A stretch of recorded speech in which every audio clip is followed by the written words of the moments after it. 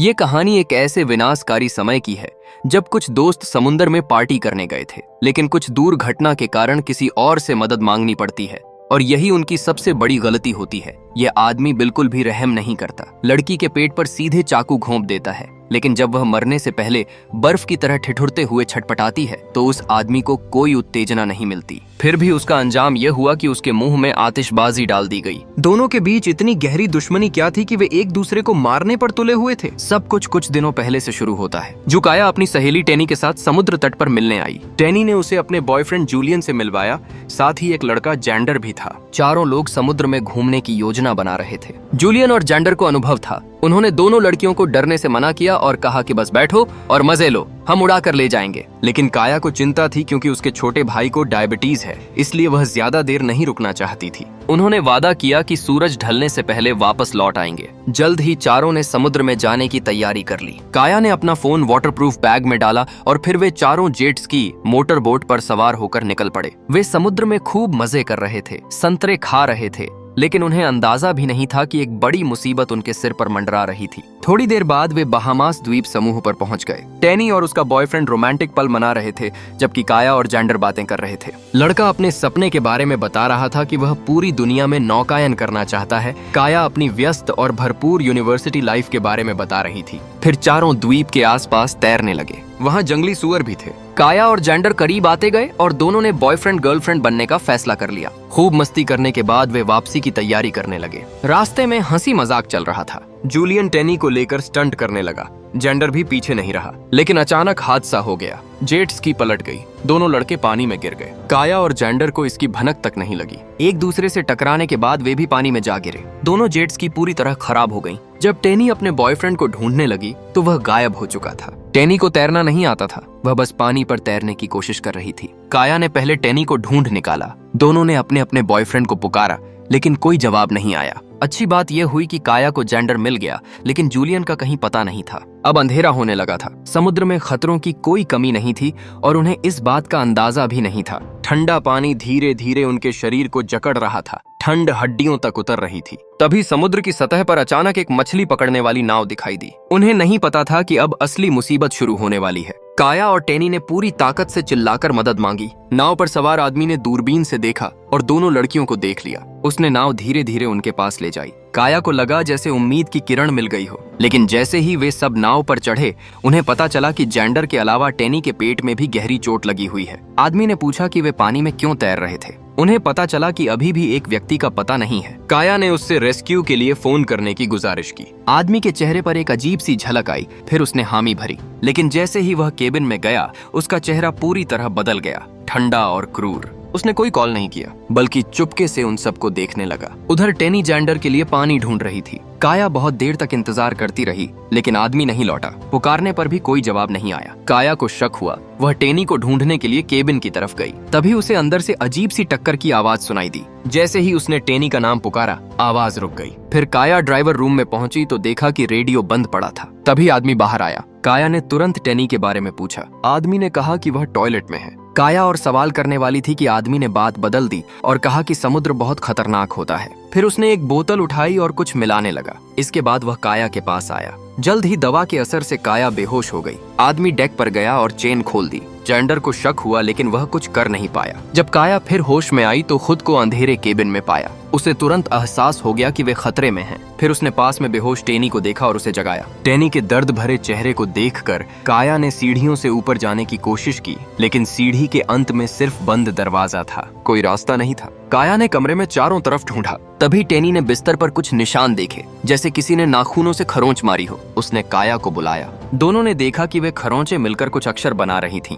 यह सब क्या था? मछली पकड़ने वाली नाव के पीछे कौन सा राज छिपा था? उन्हें लगा जैसे वे गहरे गड्ढे में गिर गए हों और जहां वे नहीं देख पा रही थीं, नाव किसी अज्ञात जगह की ओर बढ़ रही थी। अगले दिन काया ने कमरे में एक तार ढूंढ निकाली। तभी ऊपर से आवाज आई। उसे पता चला कि वह आदमी आ रहा है। 4 आंखों वाली रोशनी केबिन में घुसी। फिर आदमी धीरे धीरे दिखाई दिया। दोनों डर गईं। लेकिन अचानक उसने खाने से भरी एक टोकरी नीचे रख दी। काया के मन में संदेह हुआ, शायद वह इतना बुरा नहीं है। उसने पूछा कि वह आखिर चाहता क्या है। आदमी ने कहा, पहले पेट भर लो। काया ने फिर दोस्तों के बारे में पूछा, कहा कि उन्हें डॉक्टर की जरूरत है। आदमी शांत था, बोला डॉक्टर जल्दी आएगा। काया को थोड़ी उम्मीद हुई। उसने हिम्मत करके कहा कि उन्हें छोड़ दे। जैसे ही वह सीढ़ी चढ़ने लगी, आदमी ने गुस्से से चिल्लाकर रोका। आंखें लाल थीं। बोला, 2 बार ना मानी तो पानी भी नहीं मिलेगा, तीसरी बार तो मार पड़ेगी। यह कहकर उसने दरवाजा बंद कर दिया। काया कितना भी चिल्लाए, कोई जवाब नहीं आया। उसके मन में सवाल थे, यह आदमी उन्हें कहाँ ले जा रहा है, उसका मकसद क्या है। टेनी रोने लगी। दर्द और निराशा में दोनों लड़कियां एक दूसरे से लिपट गईं।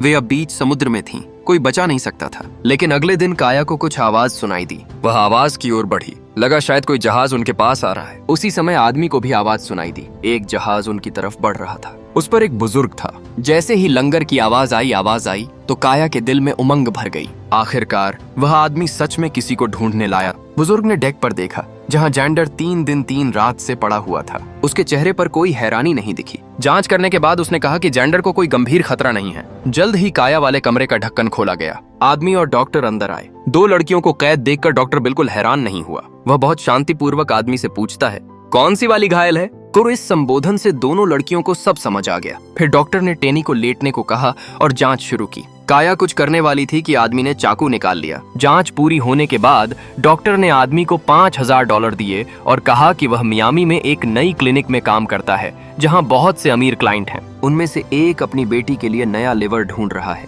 जहाज पर ये 2 घायल लड़कियां शायद जमीन तक नहीं पहुंच पाएंगी, और जो काया पूरी तरह स्वस्थ है उसके बारे में जमीन पर पहुंचकर सोचेंगे। काफी मोल भाव के बाद दोनों लड़कियों को $10,000 में बेच दिया गया। फिर लड़कियों ने ऊपर से कदमों की आवाज सुनी। आदमी और डॉक्टर जेंडर पर सर्जरी करने की तैयारी कर रहे थे, लेकिन यह कोई सामान्य सर्जरी नहीं थी। काया को एहसास हो गया। वह ढक्कन के किनारे पर चढ़कर देखने लगी। डॉक्टर ने जेंडर के सीने पर बड़ा सा निशान बनाया, फिर इलेक्ट्रिक ड्रिल उठाई। टेनी ने ड्रिल की आवाज सुनकर कान बंद कर लिए और निराशा में रोने लगी। काया चिल्लाकर उन्हें रोकने की कोशिश करती रही, लेकिन सब बेकार। आखिरकार दोनों बस एक दूसरे से लिपटकर रोती रहीं, जब तक सब शांत नहीं हो गया। काया ने फिर वह लोहे की तार उठाई। अचानक उसे एहसास हुआ कि बिस्तर पर जो निशान थे वे किसी ने यहाँ से भागने की कोशिश में बनाए थे। जैसे ही वह ढक्कन खोलने की कोशिश कर रही थी, बाहर डॉक्टर ने ऑनरगन निकाल लिया और उसे इंसुलेशन बॉक्स में डाल दिया। फिर जेंडर को समुद्र में फेंक दिया गया। रात होने पर केबिन का ढक्कन खोला गया। बुजुर्ग ने पहले कुछ फोटो खींची, फिर आदमी ने टेनी को उठाकर ले जाने की कोशिश की।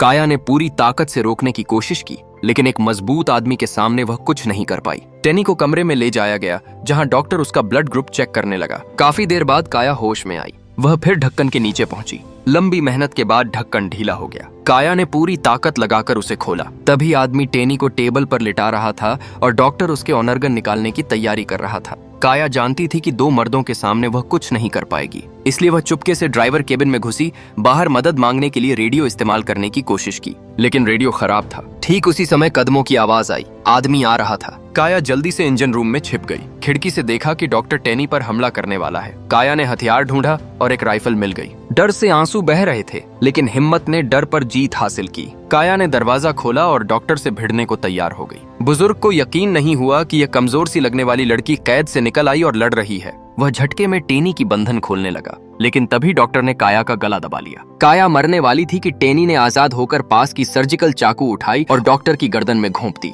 डॉक्टर ने काया को छोड़ा। आदमी को जहाज पर हलचल महसूस हुई। वह जल्दी ऊपर गया। डॉक्टर मर चुका था। आदमी की नजर लाइफ बोट पर गई। उसने लोहे की रॉड से उसे छेदना शुरू किया, लेकिन काया और टेनी गायब हो चुकी थी। आदमी ने सर्चलाइट ली और पूरे जहाज को देखा। वे इतनी जल्दी दूर नहीं जा सकती थी। फिर उसकी नजर समुद्र पर गई। काया और टेनी तैर रही थीं। वे बिना किसी सहारे के भागी थीं। आदमी ने सर्चलाइट जलाई और जहाज स्टार्ट करने की कोशिश की, लेकिन जहाज बंद था। कितना भी कोशिश करे नहीं चला। वह इंजन रूम गया तो पता चला कि काया ने तारें काट दी थीं। वह सीढ़ी पर बैठ गया। अब कोई रास्ता नहीं सूझा। दूसरी तरफ काया और टेनी मौत से जूझ रही थीं। लहरें उन्हें जहाज की तरफ धकेल रही थीं। टेनी थक चुकी थी और घायल भी। काया ही उन्हें संभाल रही थी। टेनी ने कहा कि वह बोझ नहीं बनना चाहती। काया अकेली भाग जाए। टेनी जानती थी कि वह नहीं बच पाएगी। काया ने हिम्मत बंधाई, लेकिन टेनी ने हाथ छोड़ दिया। काया ने पूरी ताकत से एक जहाज की तरफ तैरना शुरू किया। वही उनकी आखिरी उम्मीद थी। मौत के कगार पर काया ने अपनी सारी ताकत लगा दी और आखिरकार उस जहाज पर चढ़ गई।